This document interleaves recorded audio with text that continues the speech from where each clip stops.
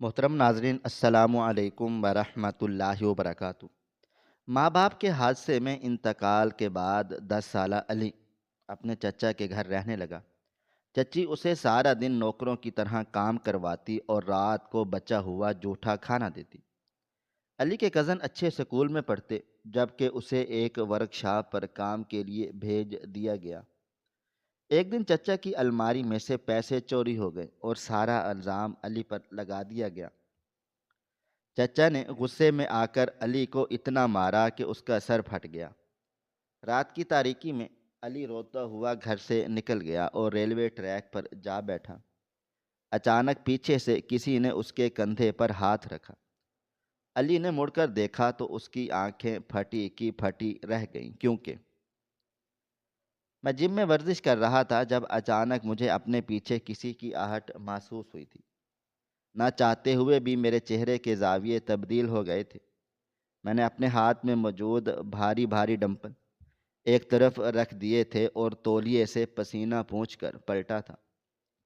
میں کچھ کہتا جب اچانک ایک زوردار تھپڑ میرے گال پر پڑا تھا۔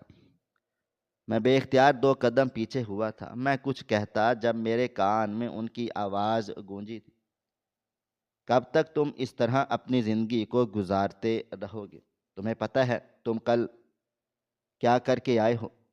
کیا میں نے تمہیں اسی لیے اپنی زندگی میں شامل کیا تھا کہ بعد میں تم میرے لیے عذاب بن جاؤ؟ میں نے اب سر اٹھا کر ان کو غور سے دیکھا تھا اور لمحہ لگا تھا مجھے سمجھنے میں کہ آخر وہ کس بات کا ذکر کر رہے ہیں۔ میں اپنی صفائی پیش کرتا، ایک بار وہ پھر دھاڑے، یہ لائف سٹائل، یہ تمہارا غرور، ایک لمحہ لگے گا میں خاک میں ملا دوں گا۔ تم کیا سمجھتے ہو تم جو کر رہے ہو میں ہاتھ پر ہاتھ رکھے دیکھتا رہوں گا؟ اس دن کے لیے میں نے تمہیں بڑا نہیں کیا تھا۔ وہ مزید کچھ کہتے جب اچانک میرا دماغ گھوم گیا تھا۔ میں انہیں دیکھتے ہوئے بولا، آپ اپنی زندگی سے مجھے نکالنا چاہتے ہیں؟ ابھی نکال دیں، مجھے کوئی فرق نہیں پڑے گا، لیکن جو میں نے کیا نہیں ہے اس پر میں کبھی شرمندہ بھی نہیں ہوں گا، اور نہ ہی میں آپ کی باتیں سنوں گا۔ اچانک انہوں نے میرا گریبان تھام لیا تھا اور غصے سے چنگھاڑے، تمہارا یہ انداز مجھے بالکل پسند نہیں ہے۔ تم نے کل ایک لڑکی کو ہسپتال پہنچا دیا، اس بات کا تمہیں اندازہ ہے؟ جب میں ہنستے ہوئے ان سے دور ہوا تھا اور ایک بار پھر ڈمبل اٹھائے، بولا، وہ لڑکی میرے قریب خود چلی آئی تھی، بلا وجہ مجھے پریشان کیا تھا، اب سزا دینا تو بنتی تھی نا۔ میری بات سن کر وہ بولے، خدا کے عذاب سے ڈرو۔ اگر تم طاقتور ہو گئے ہو تو اس کا مطلب یہ نہیں ہے کہ تم اپنی طاقت کا غلط استعمال کرو گی۔ وہ لڑکی تم سے محبت کرتی تھی اس لیے تمہارے پاس چلی آئی، لیکن تم نے کیا کیا؟ اس کو پہلے برباد کر دیا اور پھر اس کا سر پھاڑ کر اسے گھر سے نکال دیا۔ تمہیں پتہ ہے وہ مر بھی سکتی ہے۔ جبکہ میں ہنستے ہوئے بولا، ایسی عورتیں مرتی نہیں ہیں جو اپنا آپ بلا وجہ مردوں پر نچھا کرتی ہیں۔ آپ کو پتہ ہے اسے میں نے 1000 دفعہ سمجھایا تھا مجھے بلا وجہ مت اچکاؤ، لیکن اس نے میری بات نہیں سنی۔ ایسی لڑکیوں کا انجام یہی تو ہوتا ہے۔ میں مزید کچھ کہتا جب اچانک وہ غصے سے بولے، یاد رکھنا تم بھی کوئی عظیم انسان نہیں ہو، ایک معمولی انسان ہو جس کی کوئی اوقات نہیں۔ ریلوے پر بیٹھے وہ لڑکے ہو جس کی میرے نظر میں کوئی اوقات نہیں ہے۔ ایسا لگتا تھا انہوں نے ایک لمحے میں مجھے 15 سال پیچھے دھکیل دیا۔ نہ چاہتے ہوئے بھی میری آنکھوں میں نمی آ گئی تھی۔ میں جتنا اپنے ماضی کو خود سے دور رکھتا تھا، بابا کی عادت تھی ماضی کو اتنا ہی میرے قریب کرتے تھے۔ میں نے بامشکل مٹھیاں بھینچ کر اپنے غصے کو ضبط کیا تھا اور ڈمپل ایک طرف رکھ کر جم سے نکل گیا تھا۔ مجھے اس وقت اتنا شدید غصہ آ رہا تھا، اگر میں یہاں ٹھہر جاتا ہو سکتا تھا کہ سامنے کھڑا شخص میرے غصے کا شکار ہو جاتا اور میں ان پر کبھی بھی ہاتھ اٹھانے کا تصور نہیں کر سکتا تھا۔ کمرے میں آ کر میں نے سیدھا واش روم کی راہ لی تھی اور کپڑے سمیت ہی شاور کھول کر کھڑا ہو گیا تھا۔ جیسے جیسے ٹھنڈا پانی میرے کسرتی وجود پر پڑ رہا تھا، میرے اعصاب چٹخنا شروع ہو گئے تھے۔ میں نے گہری سانس لی تھی، کچھ دیر بعد میری حالت بہتر ہوئی اور میں نے کپڑے وغیرہ تبدیل کر کے باہر آیا تھا۔ صبح کے 10 بج رہے تھے، مجھے آفس جانا تھا۔ میں نے کاروبار کو کچھ ہی سال میں آسمان کی بلندیوں پر پہنچا دیا تھا۔ یہی وجہ تھی کہ سکندر صاحب، جنہیں میں بابا جان بولتا تھا، وہ مجھے کبھی بھی خود سے دور نہیں کر سکتے تھے۔ میں تیار ہو کر باہر آیا، سامنے ہی لاؤنج میں بیٹھے وہ اخبار پڑھ رہے تھے۔ میں بنا کچھ بھی کہے جانے لگا تھا جب ان کی آواز میرے کان کے پردے سے ٹکرائی تھی۔ آج آفس میں ایک لڑکی آئے گی، میں نے اسے تمہاری اسسٹنٹ بنایا ہے، پہلے والی تم سے ڈر کر چلی گئی ہے۔ اب تم سے امید کر رہا ہوں کہ تم اس لڑکی کے ساتھ اچھا برتاؤ کرو گے۔ اتنا سمجھ لینا کہ وہ لڑکی میرے لیے خاص ہے۔ اس کے آگے پیچھے اب کوئی نہیں ہے، نہ ماں باپ کا سایہ اور نہ ہی بہن بھائی کا ساتھ۔ ایک بڑا بھائی ہے، ایک بڑی بہن ہے، دونوں سیٹلڈ ہیں، مگر دونوں اس کو نہیں پوچھتے۔ وہ ایک ہاسٹل میں رہتی ہے، اس لیے نرمی رکھنا۔ جبکہ میں بنا کچھ بھی کہے گھر سے نکل گیا تھا۔ پورچ میں ہی میری چمچماتی گاڑی کھڑی تھی، جس میں سوار ہو کر میں سیدھا آفس کے لیے نکل پڑا تھا۔ بابا کی بات ٹالنا میرے بس میں نہیں تھا، ورنہ مجھے ایسے پرچی لوگ بالکل پسند نہیں تھے۔ ایک لمبی مسافت طے کر کے میں آفس پہنچ گیا تھا۔ گاڑی پورچ میں کھڑی کی تھی اور سیدھا اندر بڑھا تھا۔ مجھے دیکھتے ہی تمام کام کرنے والے کھڑے ہوتے جا رہے تھے اور جھک کر سلام کر رہے تھے، جن کا جواب میں محض سر کی ہلکی سی جنبش سے دے پا رہا تھا۔ جیسے ہی میں اپنے فلور میں داخل ہوا، مینیجر فوراً میرے قریب آ گیا تھا اور حالات سے آگاہ کرنے لگا تھا کہ وہ لڑکی آپ کے آفس میں ہی بیٹھی ہوئی ہے۔ میں نے اس کو کام وغیرہ سمجھا دیا ہے اور شاید اس نے آپ کے لیے آج کا شیڈول بھی بنا لیا ہے۔ جبکہ میں نے کوئی جواب نہیں دیا تھا، میں سیدھا کمرے کا دروازہ کھول کر اندر داخل ہوا تھا۔ سامنے ہی صوفے پر ایک لڑکی سر جھکائے بیٹھی تھی۔ اب اندر آ کر میں تھم گیا تھا۔ مجھے دیکھتے ہی وہ گھبرا کر کھڑی ہو گئی تھی۔ جیسے ہی نظر میری اس کے چہرے پر گئی، ایک لمحے کے لیے مجھے ایسا محسوس ہوا شاید میں نے اس کو کہیں دیکھا ہے، مگر فی الحال میں ان باتوں پر دھیان نہیں دینا چاہتا تھا، اس لیے اپنی کرسی سنبھال چکا تھا۔ وہ فوراً میرے پاس آئی تھی اور مجھے دیکھتے ہوئے بولی، سر، آپ کو میرے بارے میں معلوم ہی ہوگا، میں سکندر صاحب کے ریفر سے آئی ہوں۔ آج جو کام آپ نے کرنے ہیں اس کا شیڈول میں نے بنا لیا ہے، آپ حکم دیں میں آپ کو بتا دیتی ہوں۔ اس کی بات سنتے ہی میں نے سر کو ہاں میں ہلایا تھا۔ وہ اب آہستہ آہستہ مجھے آج کا شیڈول بتانے لگی تھی کہ مجھے کیا کیا کرنا ہے، جب اچانک میں نے اس کے ہاتھ سے کتاب لی تھی اور اسے بند کر دیا تھا۔ میری اس اچانک حرکت پر وہ بری طرح گھبرا کر 2 قدم پیچھے ہوئی تھی۔ میں اسے دیکھتے ہوئے بولا، اب بتاؤ کیا بول رہی تھی؟ مجھے اس طرح کے لوگ بالکل پسند نہیں ہیں جو کام میں پروفیشنل نہ ہوں۔ تمہیں میرا کام اس طرح کرنا ہے کہ ہر چیز حفظ کرو، سمجھ آ رہی ہے؟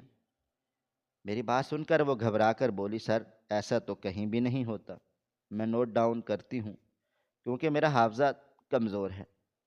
جو اچانک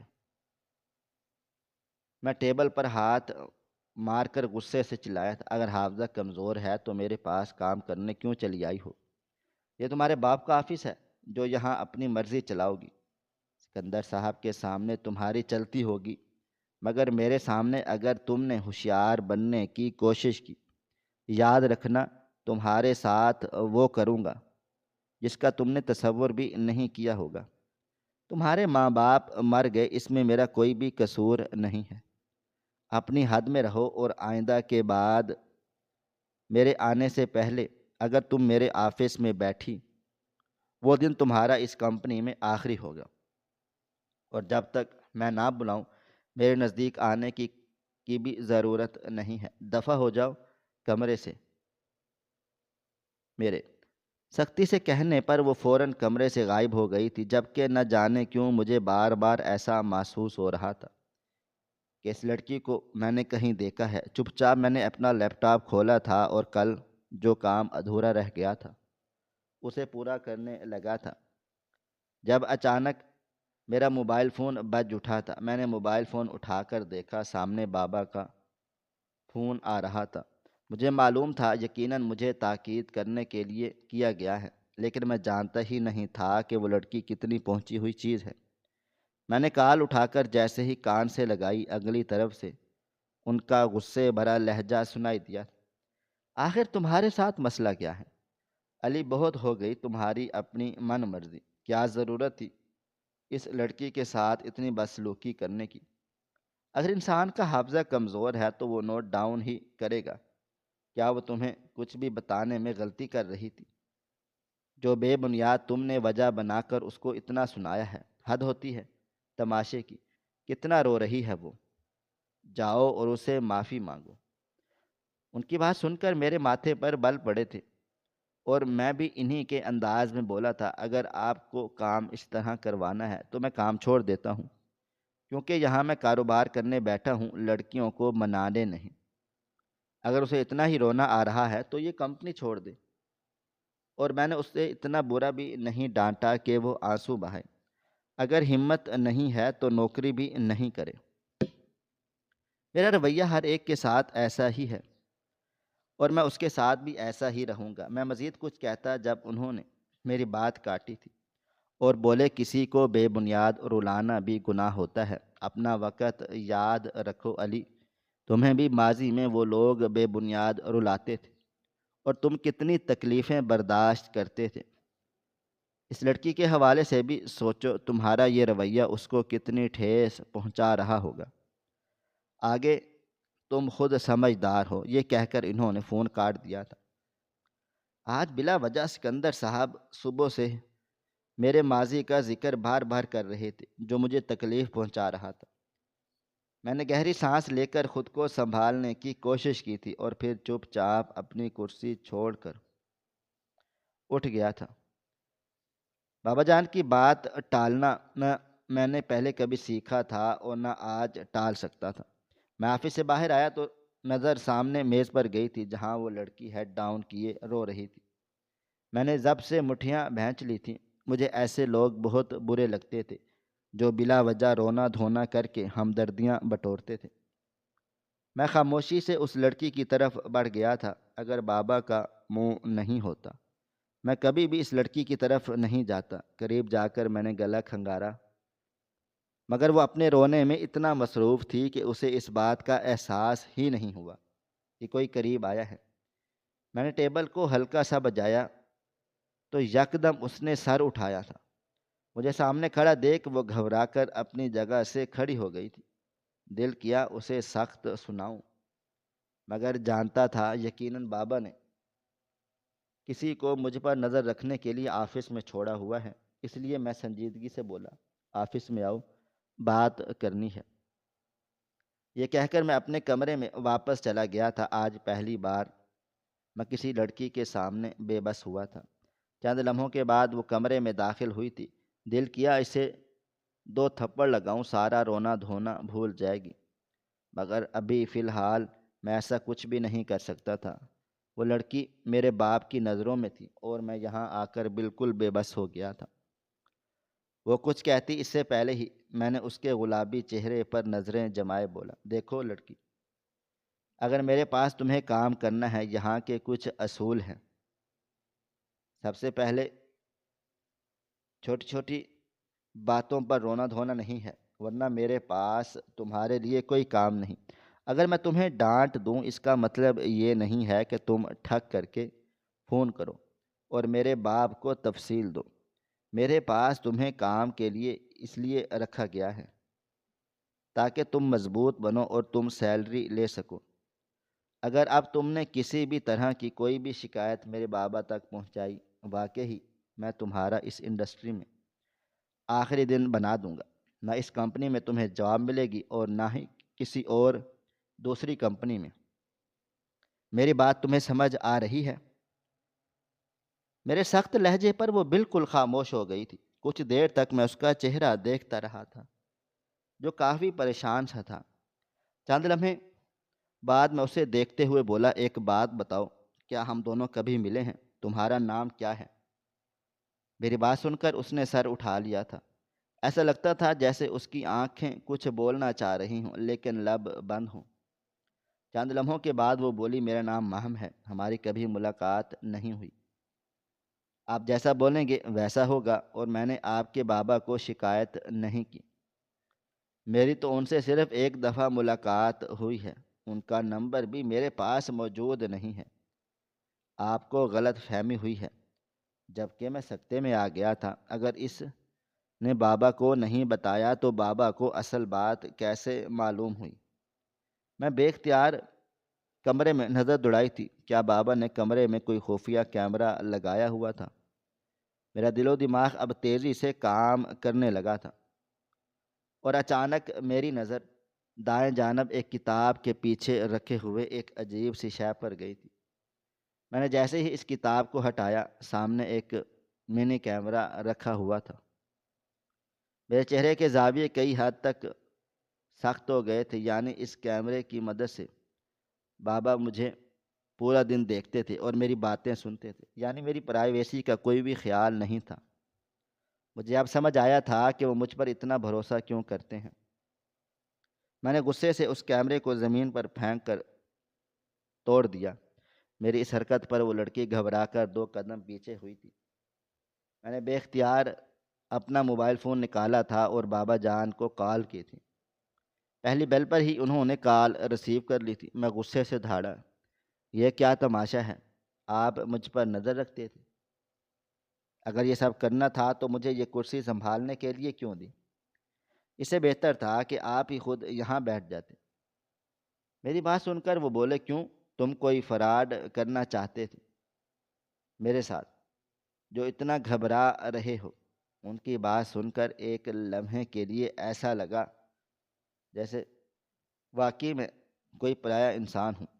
جس طرح میں ان پر اپنا حق جماتا تھا، ان کو بابا جان بولتا تھا، انہوں نے پل لگایا تھا اور مجھے بالکل پرایا کر دیا تھا۔ وہ کچھ کہتے اس سے پہلے میں نے فون بند کر دیا تھا۔ چند لمحے تک میں خاموشی سے کھڑا رہا تھا اور پھر اس لڑکی کی جانب مڑا تھا جو اب بھی خاموشی سے کھڑی ہوئی تھی۔ اچانک میری نظر اس کے ہاتھوں پر گئی تھی جو گھبراہٹ میں کپ کپا رہے تھے۔ نہ چاہتے ہوئے بھی میں اپنے غصہ قابو کر گیا تھا، ورنہ میرا ارادہ اس لڑکی کو ذلیل و رسوا کر کے اپنے غصہ نکالنے کا تھا۔ اس کو دیکھتے ہوئے بولا، جاؤ اور میرے لیے کافی بناؤ، اسسٹنٹ کے کام یہی ہوتے ہیں۔ جبکہ وہ جی سر بول کر چلی گئی تھی، میرا دل و دماغ پھٹ رہا تھا۔ آج صبح سے ہی بابا جان کا رویہ میرے ساتھ بہت عجیب سا ہو گیا تھا، اور اب اس کیمرے کا سامنے آ جانا مجھے مکمل طور پر توڑ چکا تھا۔ وقت کی رفتار نہ کبھی تھم سکی ہے اور نہ کبھی تھم پائے گی۔ تقریباً 10 منٹ کے بعد وہ کافی لے کر ایک بار پھر میرے سامنے حاضر ہو چکی۔ اس لڑکی کو جب جب میں دیکھ رہا تھا، مجھے صرف ایک بات کا احساس ہو رہا تھا کہ اسے میں نے کہیں دیکھا ہے، اور اس کا اور کوئی میرا تعلق ضرور ہے، مگر کہاں اور کیسے، اس بات کا مجھے بالکل اندازہ نہ تھا۔ اس نے کافی میرے سامنے رکھی تھی اور اب اجازت طلب نظروں سے مجھے دیکھنے لگ گئی تھی۔ میں نے اشارے سے اسے جاننے کا حکم دے دیا تھا۔ ابھی کچھ ہی دیر گزری تھی جب کمرے کا دروازہ کھلا تھا اور بابا جان اندر داخل ہوئے تھے۔ انہیں دیکھتے ہی میں اپنی جگہ سے کھڑا ہو گیا تھا۔ میں کچھ کہتا جب اچانک انہوں نے ایک زوردار تھپڑ میرے منہ پر رسید کر دیا تھا۔ جبکہ ہمیشہ کی طرح میں کچھ بھی نہیں بول پایا تھا، بس ضبط سے مٹھیاں بھینچ لی تھی۔ وہ مجھے دیکھتے ہوئے بولے، کیا سمجھتے ہو تم خود کو؟ جو دل میں آئے گا کرتے چلے جاؤ گے؟ کیمرہ کس کی اجازت سے تم نے توڑا ہے؟ اور موبائل پر کس حیثیت سے تم نے مجھ سے بدتمیزی کی ہے؟ دماغ خراب ہو گیا ہے تمہارا علی؟ جبکہ میں ان کی باتیں سن کر فوراً سے بولا، ہاں ہاں ہو گیا ہے دل و دماغ خراب۔ صبح سے آپ مجھے عجیب طرح سے فیل کروا رہے ہیں۔ آخر آپ کے دماغ میں چل کیا رہا ہے؟ مجھے بتا دیں۔ اگر مجھے اپنی کمپنی سے نکالنا چاہتے ہیں، اپنی زندگی سے دور کرنا چاہتے ہیں تو ابھی بتا دیں۔ بلا وجہ مجھے ذرا ذرا کر کے اذیت دینے کی ضرورت نہیں ہے، اور یہ لڑکی ہے کون؟ کوئی کام ڈھنگ سے نہیں کر سکتی یہ، میں نے اسے اپنے پاس جواب نہیں دوں گا، یہ فائنل ہے۔ اچانک ہی مجھے اس لڑکی سے بھی چڑ ہونے لگ گئی تھی۔ وہ فوراً سے بولے، اگر تم نے اسے نوکری سے نکالا تو میں تمہیں اپنی زندگی سے نکال دوں گا، کبھی تمہاری طرف مڑ کر بھی نہیں دیکھوں گا، پیسہ روپیہ سب تم سے چھین لوں گا، اور تم کہیں بھی نوکری نہیں کر پاؤ گے۔ اور یہ بات تمہیں اچھی طریقے سے معلوم ہے، اس انڈسٹری میں میری کتنی جان پہچان ہے۔ ان کی باتیں سن کر میں بولا، بے شک آپ کی بہت جان پہچان ہوگی، لیکن میں نے بھی بہت نام کما لیا ہے، آپ اس طرح مجھے دھمکی نہیں دے سکتے۔ میری بات سن کر وہ بولے، اچھا چلو ٹھیک ہے، مان لیا، میرے ساتھ نہ رہتے ہوئے بھی تم کما سکتے ہو، ایک اچھی زندگی گزار سکتے ہو، لیکن یاد رکھنا تمہاری زندگی میں پھر کہیں بھی سکندر بابا نہیں ہوں گے، باقی تمہارا اپنا فیصلہ ہے، جو دل میں آئے کرتے رہو۔ یہ کہہ کر وہ جانے لگے تھے، جبکہ میں نے آگے بڑھ کر ان کا ہاتھ تھام لیا تھا اور ان کو دیکھتے ہوئے بولا، بابا جان، یہ لڑکی کون ہے اور آپ میرے ساتھ ایسا کیوں کر رہے ہیں؟ آپ کو میری قسم ہے جھوٹ نہیں بولنا۔ میری بات سن کر وہ بولے، اس لڑکی کے ساتھ وقت گزارو، اس کو کام سمجھاؤ، تمہیں خود پتہ چل جائے گا وہ لڑکی کون ہے، اور میں نے تمہاری زندگی میں اسے شامل کیوں کیا ہے۔ میں تمہارے ساتھ کچھ بھی نہیں کر رہا، تم اپنے لیے مشکل خود لائے ہو، کل جو تم نے کیا میں تمہیں اس کے لیے معاف نہیں کر سکتا۔ مجھے اب سمجھ آیا تھا کہ بابا کل والے واقعے کی وجہ سے ناراض ہوئے تھے، وہ بنا کچھ بھی مزید بولے چلے گئے تھے، جبکہ میں اب بیٹھ کر اس لڑکی کو دیکھنے لگا تھا جو باہر بیٹھی لوگوں کو دیکھ رہی تھی۔ آخر کون تھی یہ لڑکی؟ ایک عجیب سا سوال دل و دماغ میں بار بار آ رہا تھا۔ کچھ ہی دیر کے بعد مینیجر نے مجھے آگاہ کیا تھا کہ ہمارے کلائنٹ کچھ دیر میں آنے والے ہیں۔ میں فوراً سے ایکٹیو ہو گیا تھا۔ تقریباً آدھا گھنٹے کے بعد میٹنگ شروع ہو چکی تھی اور میں چلا گیا تھا۔ ابھی میٹنگ کو شروع ہوئے 10 منٹ ہی گزرے ہوں گے جب اچانک وہ لڑکی دروازہ کھول کر اندر داخل ہوئی تھی اور مجھے دیکھتے ہوئے بولی، سر آپ کے لیے کافی لے آؤں؟ آپ کی بابا جان بول کر گئے ہیں آپ ہر تھوڑی دیر کے بعد کافی پیتے ہیں۔ جبکہ میں نے ضبط سے آنکھیں بند کر لی تھیں، یہ لڑکی واقعی ہی میرے لیے امتحان ثابت ہونے والی تھی۔ میٹنگ درمیان میں ہی تھم چکی تھی۔ میں نے اشارے سے اسے منع کر دیا تھا اور باہر جانے کے لیے بولا تھا، جب وہ مجھے دیکھتے ہوئے بولی، لیکن سر آپ کے بابا بول کر گئے ہیں بس کچھ ہی دیر میں بنا کر لے آؤں گی، اور آپ کے لیے دوپہر میں کیا منگواؤں؟ جب اچانک میرا دماغ گھوما تھا اور میں غصے سے بولا، مس ماہم جائیں یہاں سے، یہاں میٹنگ چل رہی ہے، کوئی کھیل نہیں کھیلا جا رہا جو آپ کھڑی ہو کر میرے کھانے کے مینیو ڈیسائیڈ کر رہی ہیں۔ میری بات سن کر وہ ایک لمحے کے لیے خاموش ہو گئی تھی، شاید اسے بھی حالات کی نزاکت کا احساس ہوا تھا، مگر یہ صرف میری ایک سوچ ثابت ہوئی تھی۔ جب اچانک وہ منہ ٹیڑھا کر کے بولی، تو آپ کھانا نہیں کھائیں گے کیا؟ بھوکے رہیں گے؟ ابھی یہ لوگ تو چلے جائیں گے لیکن آپ تو کھانا کھانا ہی ہوگا نا۔ وہ لڑکی واقعی پاگل تھی۔ میں نے مینیجر کو اشارہ کیا تھا جب وہ فوراً اس کے قریب آیا اور آہستہ سے کچھ بول کر اسے باہر لے گیا تھا۔ ان کے چلے جانے کے بعد میں نے تمام کلائنٹ سے معافی مانگی تھی اور میٹنگ دوبارہ شروع ہو گئی تھی، لیکن میرے دل و دماغ میں غصے کا لاوا پھٹنے کے قریب آ گیا تھا۔ کچھ دیر بعد میٹنگ بہت اچھی ثابت ہوئی تھی۔ میں جب کلائنٹ سے ہاتھ ملانے لگا تب اچانک وہ مجھے دیکھتے ہوئے بولے، یہ جو آپ کی اسسٹنٹ ہیں، کیا ان کے ساتھ کچھ وقت گزارنے کا موقع مل سکتا ہے؟ برا نہیں ماننا، بس ایک چھوٹا سا ڈنر۔ لڑکی بہت ہی خوبصورت اور بہت ہی معصوم لگتی ہے اور آپ کا بہت زیادہ خیال بھی رکھتی ہے۔ اچانک ہی مجھے شدید غصہ آیا تھا۔ وہ لڑکی جو بھی تھی، میرے باپ کی زندگی میں اس کا ایک خاص مقام تھا۔ میں نے اس کا ہاتھ چھوڑ دیا تھا اور بہت مشکلوں سے خود پر ضبط کیے بولا تھا، فی الحال نہیں، کیونکہ وہ کسی کے ساتھ ڈنر کرنا پسند نہیں کرتی، اپنے کام سے کام رکھتی ہے۔ خیر، آپ سے دوبارہ جلد ملاقات ہوگی، یہ بول کر میں ٹھہرا نہیں تھا، حالانکہ مجھے سمجھ آ چکا تھا کہ کلائنٹ کچھ اور بھی کہنا چاہتا ہے۔ میں سیدھا اپنے آفس میں چلا گیا تھا اور اس لڑکی کو اپنے کیبن میں بلا لیا تھا۔ اس لڑکی نے ایک دن میں ہی میرا خون اتنا ابال دیا تھا کہ میرا بس نہیں چل رہا تھا کہ میں کچھ کر بیٹھوں۔ چند لمحے بعد وہ کمرے میں کھانا لے کر داخل ہوئی تھی، میرے سامنے ٹرے رکھتے ہوئے بولی، آپ کے بابا جان بول کر گئے تھے کہ آپ کا بہت زیادہ خیال رکھنا ہے، خاص کر آپ کے کھانے کا۔ میں نے بریانی منگوائی ہے اور کافی آپ کی بنا رہی ہوں، کچھ اور چاہیے؟ اچانک ہی میں اپنی جگہ سے کھڑا ہوا تھا اور اس کا بازو تھام کر بولا، کون ہو تم؟ سچ سچ بتاؤ، بار بار تمہیں دیکھ کر مجھے ایسا کیوں لگ رہا ہے کہ میری اور تمہاری پہلے بھی ملاقات ہو چکی ہے؟ جھوٹ نہیں بولنا۔ میرا دماغ پھٹنے کے قریب آ گیا تھا، آنکھیں لال سرخ ہو گئی تھیں۔ وہ گھبرا کر بولی، سر یہ آپ کیا کر رہے ہیں؟ چھوڑے میرا بازو۔ جب ایک بار پھر میں نے اس کے بازو کو جھٹکا دیتے ہوئے بولا، مجھ سے جھوٹ نہیں بولو۔ کیوں میرے غصے کو آواز دے رہی ہو؟ تم کون ہو؟ مجھے ایسا کیوں لگ رہا ہے تم میرے خاندان کی لڑکی ہو؟ اچانک ہی اس کی آنکھوں میں آنسو آ گئے تھے اور وہ رونا شروع ہو گئی تھی۔ نہ چاہتے ہوئے بھی میں نے اسے چھوڑ دیا تھا اور وہ میری بات سنے بغیر اور روتے ہوئے چلی گئی تھی۔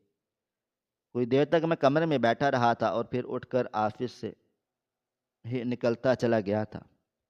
کوئی نہ کوئی گڑبڑ ضرور تھی، وقت کی رفتار نہ کبھی تھم سکی ہے نہ کبھی تھم پائے گی۔ پورا دن میرا عجیب ہی گزرا تھا۔ رات 10 بجے میں گھر واپس لوٹ آیا تھا۔ لاؤنج میں بابا میرا انتظار میں بیٹھے ہوئے تھے۔ میں بنا کچھ بھی کہے اپنے کمرے میں جانے لگا۔ انہوں نے میرا ہاتھ تھام لیا اور مجھے دیکھتے ہوئے بولے، اس لڑکی کی طبیعت اب مزید خراب ہو گئی ہے، جس کا تم نے سر پھاڑا تھا، تمہیں ہو کیا گیا ہے؟ علی، ایک دفعہ اس کی خیریت تو پوچھ لو۔ میں نے گہری سانس لی تھی اور ان کی طرف پلٹا۔ آنکھیں لال ہو رہی تھی۔ میں نے دیکھتے ہوئے بولا، آپ کو میری قسم ہے، آپ کو اس علی کی قسم ہے جس نے آپ کو بابا بول کر پکارا تھا، آپ مجھے سچ سچ بتائیں، یہ لڑکی کون ہے؟ مجھے اسے دیکھ کر ایسا کیوں لگ رہا ہے یہ چاچو کی بیٹی ماہم ہے۔ آپ جھوٹ نہیں بولیں گے، آپ کو میری قسم ہے۔ میری بات سن کر ان کے چہرے کے زاویے تبدیل ہو گئے تھے۔ چند لمحوں کے بعد وہ مجھے دیکھتے ہوئے بولے، جب سب پتہ چل چکا ہے تو مجھ سے ہی کیوں پوچھ رہے ہو؟ جو سوال میں کر رہا ہوں اس کا جواب دو۔ ایک دفعہ ہسپتال چلے جاؤ، اس لڑکی کی طبیعت پوچھ لو، کہیں اگر وہ مر گئی بلا وجہ تمہارے اوپر الزام آ جائے گا۔ میں ایک بار پھر دھاڑا تھا، بابا جان مجھے بتائیں، کیا یہ وہی لڑکی ہے جس کی وجہ سے میں یہاں پر ہوں؟ کیا یہ چاچو کی بیٹی امام ہے؟ انہوں نے سر ہاں میں ہلا دیا تھا، جبکہ میں بنا کچھ بھی بولے اپنے کمرے میں آ گیا تھا۔ دل و دماغ پھٹنے کے قریب آ چکا تھا۔ ایسا لگتا تھا جیسے کچھ ہو جائے گا۔ اسے دیکھ کر مجھے اندازہ ہو چکا تھا کہ وہ کوئی ہے، بس کون ہے میں پہچان نہیں پا رہا تھا۔ اس لیے جب اس نے نام بتایا تو جیسا لگ رہا تھا جیسے میں اس کو جانتا ہوں۔ اب پورا دن سوچنے کے بعد تمام تصاویر کلیئر ہوگی۔ دیکھتے ہی دیکھتے میں ماضی کے اس حصے میں پہنچ گیا تھا جس کے بارے میں سوچ کر میری روح کانپ جاتی ہے۔ میں تو سال کا وہ کمزور اور لاغر سا لڑکا تھا جس کے سر پر نہ باپ کا سایہ تھا اور نہ ماں کا، نہ آگے کوئی تھا اور نہ ہی پیچھے۔ صرف ایک چاچو کی فیملی تھی جس نے مجھے گھر کا نوکر سمجھ لیا تھا۔ ان کے 3 بچے تھے، ایک بڑا بیٹا ایان اور بھی بیٹیاں عائشہ اور ماہم۔ وہ تینوں پڑھے لکھے تھے۔ ان تینوں میں صرف میری ماہم سے بنتی تھی، جو بے حد معصوم اور سب کا خیال رکھنے والی تھی۔ اس کی عمر صرف 5 سال تھی، مگر جتنی پیاری اور خوش اخلاق تھی، میرا دل اس سے بہت لگتا تھا۔ مجھے لگا تھا میرے چاچو مجھے بھی پڑھائیں گے، لیکن ایسا نہیں ہوا۔ بابا جان کے انتقال کے بعد مجھے صاف کہہ دیا گیا کہ میں تمہاری ذمہ داری نہیں اٹھا سکتا۔ میرے گھر میں رہنے کے لیے اور اس گھر میں کھانا کھانے کے لیے تمہیں نوکری کرنی ہوگی۔ میں اس وقت حیران رہ گیا تھا، مجھے لگا تھا ایان بھائی میرے حق میں بولیں گے۔ پڑھائی کے معاملے میں وہ حد سے زیادہ جذباتی تھی، مگر انہوں نے کچھ بھی نہیں بولا تھا۔ میں نے عائشہ کی طرف دیکھا تھا، وہ بھی میرے حق میں نہیں بولی تھی، لیکن حیران کن بات تھی، ماں بولی تھی، بابا آپ ایسا کیوں کر رہے ہیں؟ یہ تو سراسر غلط ہے۔ آپ کہتے ہیں بچوں کو پڑھنا چاہیے۔ ایک 5 سال کی بچی میرے حق میں بول پڑی تھی۔ وہ لمحہ تھا جب میری آنکھوں میں اچانک اسے دیکھ کر نمی آ گئی تھی۔ دل کیا تھا صرف ساری زندگی میں اس کے ساتھ گزار دوں، لیکن کہانی یہاں پر ختم نہیں ہوئی تھی۔ اس کی بات میرے لیے عذاب بنی تھی۔ چاچو نے مجھے بہت مارا تھا کہ تم نے میرے بچوں کو بھڑکا رہے ہو، اور مجھے مار مار کر ایک ورکشاپ پر چھوڑ آئے تھے۔ میری زندگی کے تلخ ترین دن شروع ہو گئے تھے۔ میں دن رات کام کرتا اور جو پیسے ملتے چاچو کے ہاتھ پر رکھ کر آ جاتا تھا۔ مگر کہتے ہیں نا، آج کے دور میں انسانوں کی شکل میں شیطان بھی موجود ہے۔ ایان بھائی نے میری آنکھوں کے سامنے چاچو کی الماری سے پیسے چوری کیے تھے اور اپنے دوستوں کے ساتھ پارٹی کرنے چلے گئے تھے، لیکن ان کی چوری کا الزام میرے سر پر آ گیا تھا۔ چاچی اس بات سے آگاہ تھی۔ چوری میں نے نہیں کی، چوری ان کی اولاد نے کی ہے، مگر اس کے باوجود انہوں نے مجھ پر الزام لگایا۔ چاچو کو اتنا بھڑکا دیا تھا کہ انہوں نے مجھے اتنا مارا پیٹا کہ میرا سر پھٹ گیا، میری حالت خراب ہو گئی۔ میں ان کے سامنے اپنی زندگی کی بھیک مانگ رہا تھا، اور وہ تھم نہیں رہے تھے۔ کبھی لاتے مارتے، کبھی تھپڑ، کبھی مکے، کبھی جھاڑو سے، کبھی ڈنڈے سے، پائپ سے۔ انہوں نے اس دن ہر ایک چیز سے مجھے بہت مارا پیٹا اور اس حد تک لہولہان کر دیا کہ میں گھر سے بھاگ گیا تھا۔ رات کی تاریکی ہر سو پھیلی ہوئی تھی، مگر مجھے کسی چیز کا ہوش نہیں تھا۔ میں بس اس گھر سے دور چلے جانا چاہتا تھا، اتنا دور کہ کبھی ان لوگوں کے پاس دوبارہ نہیں آؤں۔ میں نے سوچ لیا تھا اس مار سے بہتر میں روڈ پر بھیک مانگ کر کھا پی لوں گا، مگر اب دوبارہ لوٹ کر نہیں جاؤں گا۔ چلتے چلتے میں ریلوے اسٹیشن پر پہنچ گیا تھا۔ ایک طرف بیٹھ کر آنسو رونے لگا تھا، جب اچانک کسی نے میرے کندھے پر ہاتھ رکھا تھا۔ میں نے پلٹ کر دیکھا، سامنے کوئی اور نہیں، سکندر بابا ہی کھڑے ہوئے تھے۔ اس وقت میں ان کو بالکل نہیں جانتا تھا، یہ کون تھے مجھے اس بات کا بھی علم نہیں تھا۔ انہوں نے فوراً اپنا رومال نکال کر میرے سر پر باندھ دیا تھا اور میرا ہاتھ تھام کر بولے، نام کیا ہے تمہارا، اور یہاں اس وقت کیا کر رہے ہو، اور یہ حال کس نے کیا ہے تمہارا اس وقت؟ مجھے کسی کی سہارے کی ضرورت تھی۔ میں روتے روتے ان کو سب بتا دیا کہ مجھ پر کیا گزر چکی ہے، میرے ساتھ یہ کس نے اور کیوں کیا ہے۔ میری باتیں سن کر اچانک انہوں نے مجھے اپنے گلے سے لگا لیا تھا۔ ان کو دیکھ کر ہی معلوم ہو رہا تھا کہ وہ بہت زیادہ امیر انسان ہیں۔ وہ مجھے دیکھتے ہوئے بولے، کیا تم میرے ساتھ رہو گے؟ میرے پاس کوئی بھی نہیں ہے، نہ کوئی خاندان، نہ رشتہ۔ میں تمہیں اپنا بیٹا بنانا چاہتا ہوں، بولو منظور ہے؟ میں قانونی کارروائی کے ساتھ تمہیں اڈاپٹ کروں گا، تاکہ کبھی تمہارا چاچا کھڑا ہو کر تمہارا مطالبہ نہ کر سکے۔ اس وقت مجھے کسی سہارے کی واقعی ضرورت تھی، اور ایک ایسے سہارے کی جو مجھے اس دنیا سے چھپا دے۔ مجھے نہیں پتہ تھا وہ اتنے رئیس آدمی ہیں، میں سمجھ رہا تھا کہ بس ایک عام انسان ہوں گے۔ لیکن جب وہ مجھے اپنے ساتھ اپنے گھر لے کر گئے، میں حیران رہ گیا تھا۔ اتنا بڑا بنگلہ، گاڑیاں، اور پھر ان کا کاروبار دیکھ میں بالکل خاموش ہو گیا تھا۔ ایک لمحے کے لیے دل کیا میں چلا جاؤں، یہ سب دھوکہ ہے، مگر جب انہوں نے واقعی قانونی کارروائی کر کے مجھے اپنا بیٹا بنا لیا، میں اب انہیں واقعی بابا جان کہہ کر پکارنا شروع ہو گیا۔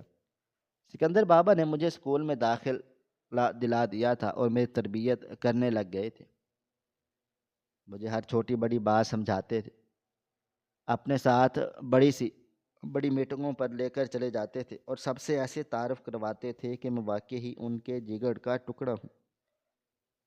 وقت گزرا اور میں ان کے کندھے تک پہنچ گیا، تب انہوں نے اپنے کاروبار کی بھاگ دوڑ میرے ہاتھوں میں سونپ دی تھی۔ میں ان کے آگے پیچھے کوئی بھی نہیں تھا، کہنے کو میرے پاس اب ہر خوشی تھی، پیسہ، عیاشی، ہر ایک شے، مگر اس کے باوجود میں نے کبھی لالچ نہیں کی تھی۔ وہ مجھے مہینے کا 1 لاکھ تنخواہ دیتے تھے اور میں ایک لفظ نہیں کہتا تھا، حالانکہ جو کمائی ہوتی تھی اس کا آدھا حصہ مجھے ملنا چاہیے تھا، مگر تب بھی میں مطالبہ نہیں کرتا تھا، صرف اس لیے کہ سکندر بابا نے میرے لیے بہت کچھ کیا ہے۔ مگر آج جو ہوا تھا اس نے میرے پیروں تلے سے زمین نکال دی تھی۔ یعنی چاچو اور چاچی مر چکے تھے، عائشہ اور ایان کی شادی ہو گئی اور مہم اسے تنہا چھوڑ دیا گیا۔ میرا دماغ بالکل کام نہیں کر رہا تھا۔ مجھے افسوس ہو رہا تھا کہ اچھے لوگوں کی اس دنیا میں کوئی جگہ کیوں نہیں ہوتی۔ چاچو مر چکے تھے، مجھے رونا چاہیے تھا، دکھ کرنا چاہیے تھا، وہ میرا خون تھے، لیکن مجھے کوئی احساس نہیں ہو رہا تھا۔ کافی دیر تک میں کمرے میں بیٹھا رہا تھا اور پھر چپ چاپ فریش ہو کر سو گیا تھا، اس بات سے انجان کہ کل میرے ساتھ کیا ہونے والا ہے۔ رات قطرہ قطرہ کر کے پگھلتی جا رہی تھی، اگلی صبح کا سورج پوری آب و تاب سے روشن ہوا تھا۔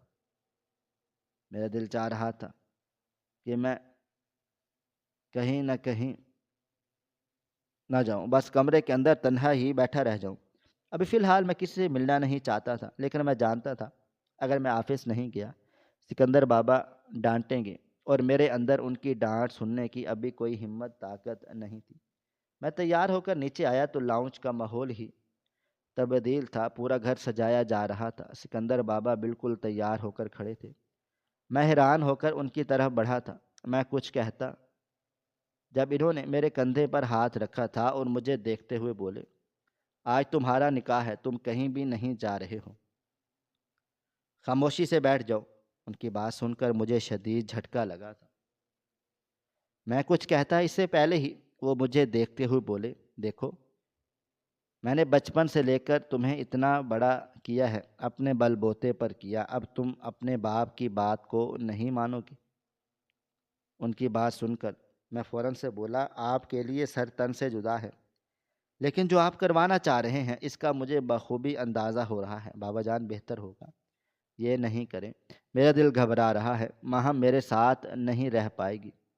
وہ فوراً سے بولے، وہ رہ لے گی، تم رکھنے والے بنو، اس کے پاس اب کچھ بھی نہیں ہے، نہ بھائی کا سپورٹ نہ بہن کا، وہ بالکل اکیلی ہو گئی ہے۔ جب اچانک میں چیخ کر بولا تھا، میرا مسئلہ نہیں ہے یہ، جب اس کے باپ نے مجھے سر پھاڑ کر گھر سے نکال دیا تھا تب کون تھا میرا؟ آپ جو میرے سامنے کھڑے ہیں، یہ اللہ کی غیبی مدد ہے، میں کیوں کروں اس کی مدد؟ وہ فوراً سے بولے، تو تم یہ سمجھ لو کہ تم اس کے لیے غیبی مدد ہو، وہ تمہارے ساتھ کوئی حرام تعلق نہیں بنانا چاہتی، وہ تمہاری بیوی بننا چاہتی ہے، اس میں کیا غلط ہے؟ اور مجھے بخوبی یاد ہے تم نیند میں اکثر ماہم کا نام لیتے تھے، تمہیں پتہ ہے میں نے اس لڑکی کو ڈھونڈنے میں کتنا ٹائم لگا دیا ہے، اب تم تماشے مت کرو۔ ان کی بات سن کر میں بالکل خاموش ہو گیا تھا۔ یہ بات بالکل درست تھی، اس گھر کو چھوڑے ہوئے مجھے 15 سال ہو گئے تھے، وہاں موجود ہر شے کو بھول گیا تھا سوائے ایک کے، اور وہ تھی ماہم، اسے میں نہ بھول سکا تھا اور نہ اب بھول پایا تھا۔ وہ بولے، تم نکاح کر رہے ہو ورنہ میرا اور تمہارا رشتہ یہیں پر ختم ہو جائے گا۔ کوئی دیر تک میں کچھ بھی نہیں بول پایا تھا اور پھر خاموشی سے بیٹھ گیا تھا۔ تقریباً آدھے گھنٹے کے اندر اندر ہم دونوں کا نکاح ہو گیا، وہ میری بیوی بن چکی تھی، میرے کمرے میں پہنچا دی گئی، جبکہ میں بنا کچھ بھی بولے گھر سے چلا گیا تھا۔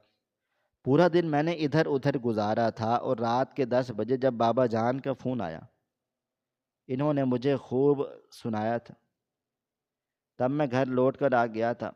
وہ لاؤنج میں بیٹھے ہوئے تھے، میں انہیں بالکل نظر انداز کیے اپنے کمرے کی طرف چلا گیا تھا، مجھے لگا تھا کہ وہ سو گئی ہوگی۔ لیکن وہ اب بھی دلہن بنی میرے انتظار میں بستر پر بیٹھی ہوئی تھی۔ میں اپنی جگہ پر بالکل سن ہو گیا تھا۔ اس بات کا مجھے بالکل اندازہ نہیں تھا کہ وہ اس حد تک جائے گی۔ چند لمحے بعد میں اس کی طرف بڑھا تھا اور کچھ بھی کہے بغیر اس کا گھونگھٹ اٹھا دیا تھا۔ وہ آج بھی پہلے کی طرح بہت خوبصورت تھی، بالکل معصوم پری کی طرح ماند۔ میں کچھ کہتا جب اچانک اس نے ہاتھ بڑھا کر میرا ہاتھ تھام لیا اور مجھے دیکھتے ہوئے بولی، جانتی ہوں ناراض ہو، مگر میں اس وقت بہت چھوٹی تھی، میں کچھ نہیں کر سکتی تھی، میرے پاس کرنے کے لیے کچھ بھی نہیں تھا۔ آپ کے چلے جانے کے بعد بابا جان نے آپ کو بہت تلاش کیا، لیکن آپ کہاں چلے گئے کچھ پتہ نہیں چلا۔ آپ کے چلے جانے کے 2 مہینوں کے بعد بابا جان کا ایک بہت برا ایکسیڈنٹ ہوا تھا، جس نے ان کی ٹانگ ٹوٹ گئی اور وہ مکمل بیڈ پر آ گئے تھے۔ حالات بالکل خراب ہو چکے تھے۔ اس ٹائم پر بھی ہم نے آپ کو تلاش کرنے کی بہت کوشش کی تھی، کیونکہ گھر کا نظام بالکل درہم برہم ہو گیا تھا۔ امی اور عائشہ باجی سلائی کرنے لگ گئی تھی اور ایان بھائی ورک شاپ پر لگ گئے تھے، اور وہیں سے ایان بھائی کو نشے کی لت لگ گئی۔ حالات اتنے بگڑ گئے کہ امی نے کم عمری میں ہی عائشہ باجی کی شادی کر دی۔ اب صرف میں اور ایان بھائی تھے۔ امی مجھ سے بھی گھبراتی تھی کہ میں بڑی ہوں اور مجھے جلد سے جلد اپنے گھر کا کریں۔ تب ایان بھائی گھر چھوڑ کر بھاگ گئے۔ وہ کہاں چلے گئے کسی کو پتہ نہیں چلا۔ اب صرف امی اور میں تھی، لیکن کب تک وہ میرا بوجھ اٹھاتی؟ سب کی تکلیفوں کو دیکھتے دیکھتے وہ بھی اس دنیا سے رخصت ہو گئی، اور میں عائشہ باجی کے گھر چلی گئی۔ آپ کے ساتھ برا کر کے ہم سب در بدر ہو گئے تھے۔ حالات اتنے پیچیدہ ہونے لگ گئے تھے کہ عائشہ باجی کے سسرال والوں نے صاف کہہ دیا کہ اس گھر میں یا تو عائشہ رہے گی یا پھر میں، اور مجبوراً مجھے وہ گھر چھوڑ کر پھپھی کی طرف جانا پڑا۔ لیکن وہاں میری عزت کو خطرہ تھا۔ دھیرے دھیرے میں بڑی ہونے لگی، اور جب مجھے سمجھ آ گیا کہ اگر اب میں مزید یہاں ٹھہری تو واقعی میری عزت داغدار کر دی جائے گی، تب میں سب کچھ چھوڑ چھاڑ کر گھر سے نکل گئی تھی۔ ایک دن مجھے ایک عورت ملی اور وہ ایک ہاسٹل لے گئی۔ وہ کون تھی اس بات کا اب مجھے علم ہوا ہے۔ وہ آپ کے بابا کی ایک ملازمہ تھی۔ اس عورت کے ذریعے مجھے وہاں کمرہ ملا اور میں نے اپنی زندگی گزارنے کے لیے نہ لگ گئی۔ تعلیم کے اخراجات میرے پورے کیے گئے اور یہ سب آپ کے بابا نے کیا۔ وہ چھپے ہوئے تھے، وہ منظر پر اس مہینے آئے ہیں۔ انہوں نے پھر مجھے سب کچھ بتا دیا اور آپ کے حالات بھی بتائے کہ آپ کتنے بدل گئے ہیں اور اب حرام کی طرف راغب ہو رہے ہیں۔ ان کا ارادہ آپ کی اور میری شادی کروانے کا تھا، اس لیے وہ مجھے کمپنی میں لے آئے۔ انہیں لگا تھا کہ آپ پہچان نہیں پائیں گے، مگر آپ نے تو مجھے پہلے ہی دن ہی مجھے پہچان لیا تھا، اس لیے آج انہوں نے ہمارا نکاح رکھ دیا ہے۔ میں آپ سے وعدہ کرتی ہوں میں آپ کو کبھی دھوکہ نہیں دوں گی، بلکہ میں ہمیشہ آپ کے ساتھ کھڑی رہوں گی۔ مجھے قبول کر لے۔ میرے پاس اب کچھ بھی نہیں تھا۔ آپ کے ساتھ جو ہم نے کیا تھا اس کی سزا ہمیں مل چکی ہے۔ امی جان ہر نماز میں روتی رہتی تھی اور کہتی تھی کہ علی کی بد دعائیں ہمیں کھا گئی ہیں، ہمیں معاف کر دو۔ اس کے جوڑے ہوئے ہاتھ میری جان نکال گئے تھے۔ میں نے فوراً سے اس کے ہاتھوں کو نیچے کیا تھا اور اسے گلے سے لگا لیا تھا۔ وہ ماہم تھی جسے میں بچپن میں اپنا بنانا چاہتا تھا۔ ایک 10 سال کا بچہ جسے اپنا ہوش نہیں ہوتا، اس وقت مجھے اس کے لیے محبت محسوس ہوتی تھی۔ اس وقت کیسی محبت ہوگی؟ میں نے اپنے جذبات بھی اس کے سامنے ظاہر کر دیے اور اگلے دن اپنے باپ کے قدموں میں بیٹھ کر ان کا بہت شکریہ ادا کیا تھا۔ مجھے اپنی پوری زندگی میں صرف ایک بات سمجھ آئی ہے کہ کچھ اپنے انسانوں کو تباہ کر دیتے ہیں اور کچھ غیر اس طرح سے آپ کو سمیٹ لیتے ہیں کہ آپ حیران ہو جاتے ہیں۔ سکندر بابا نے اپنی پوری جائیداد میرے نام کی۔ وہ کون ہے میں نہیں جانتا، لیکن اتنا پتہ ہے کہ ان کے جیسا کوئی اس دنیا میں میرے لیے نہیں ہے۔ اللہ تعالیٰ کے بعد سکندر بابا ہی میرا سب کچھ ہے۔ ناظرین، آپ کو ہماری آج کی کہانی کیسی لگی کومنٹ باکس میں اپنی رائے کا اظہار ضرور کریں۔ خواہش صرف اتنی ہے کہ کچھ الفاظ لکھوں جس سے کوئی گمراہی کے راستے پہ جاتے جاتے رک جائے، اور نہ بھی رکے تو سوچ میں ضرور پڑ جائے۔ پیارے دوستو، امید کرتا ہوں کہ آپ کو یہ ہماری کہانی پسند آئی ہوگی۔ کہانی پسند آئی ہو تو ویڈیو کو لائک کریں، کومنٹس کریں، شیئر کرنا بالکل بھی نہ بھولیں۔ اور ہاں، اگر آپ لوگ اس چینل پر نئے ہیں تو ہمارے چینل ہریرا انفو کو سبسکرائب ضرور کر لیں اور نوٹیفیکیشن کو ضرور دبا دیں تاکہ آنے والی کہانی سب سے پہلے آپ کو مل سکے۔ ملتے ہیں کل ایک نئی اور دلچسپ کہانی کے ساتھ، تب تک اپنا ڈھیر سارا خیال رکھیے گا۔ اللہ حافظ۔